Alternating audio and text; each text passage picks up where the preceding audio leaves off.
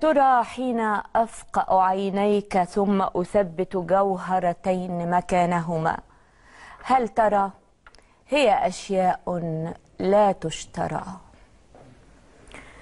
افتكروا مالك مصطفى وأحمد عبد الفتاح وأحمد حرارة.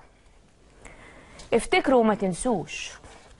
وعشان أفكركم بدعوكم كلكم، بدعو ثوار مصر وشعب مصر إننا كلنا نحط على عينينا عصابة لمدة نص ساعة، كلنا في يوم واحد في وقت واحد في ساعة واحدة، ونجرب كده، نجرب حين تفقد نعمة البصر وتتغير حياتك للأبد. مرة تانية أحمد حرارة فقد نور عينه اليمنى يوم 28 يناير، وفقد نور عينه اليسرى يوم 19 نوفمبر. طبيب الأسنان الثائر البطل الشاب.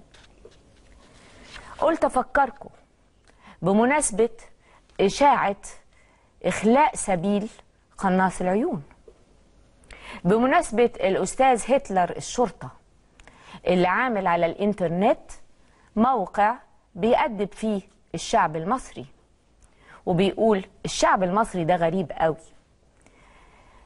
عمل دوشة وزنبليطة وهيصة وثورة علشان الغاز اللي رايح إسرائيل.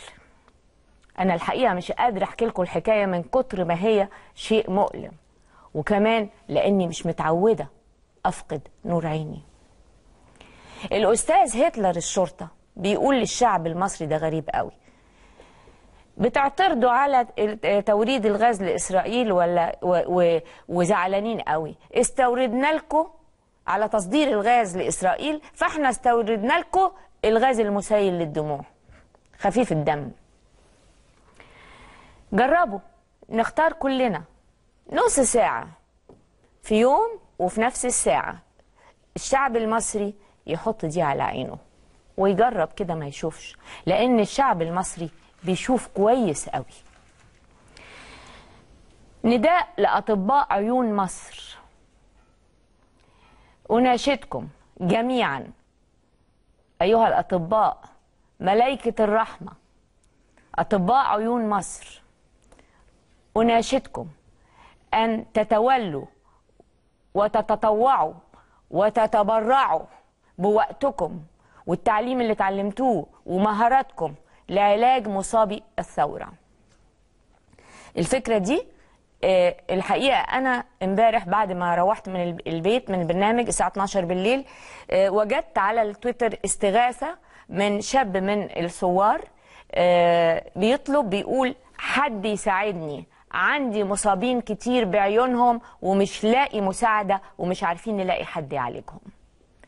فبنناشد أطباء عيون مصر، احنا هنا في ناس بوك، اتصلوا بينا، اعطونا أرقام تليفوناتكم وسيبوا الباقي علينا، احنا هنجيب لكم صورنا ومصابي الثورة لغاية عندكم. اسمحوا لي إني عشان أقدر أقرأ وأعمل شغلي لازم أستعمل عينيا، لكن في ثوار كتير للأسف فقدوا نور العين، ولازم إحنا نكون أول ناس نساعدهم إن هم يقفوا ويشتغلوا ويبقوا منتجين في المجتمع الموضوع صعب قوي يا أساتذة يا ضيوفي، خلوني أقدم الضيوف وبعدين أقول لكم الموضوع إيه. أنا أسفة إن أنا زعلتكم كده في البداية. أستاذي الفاضل جورج إسحاق، أهلا وسهلا.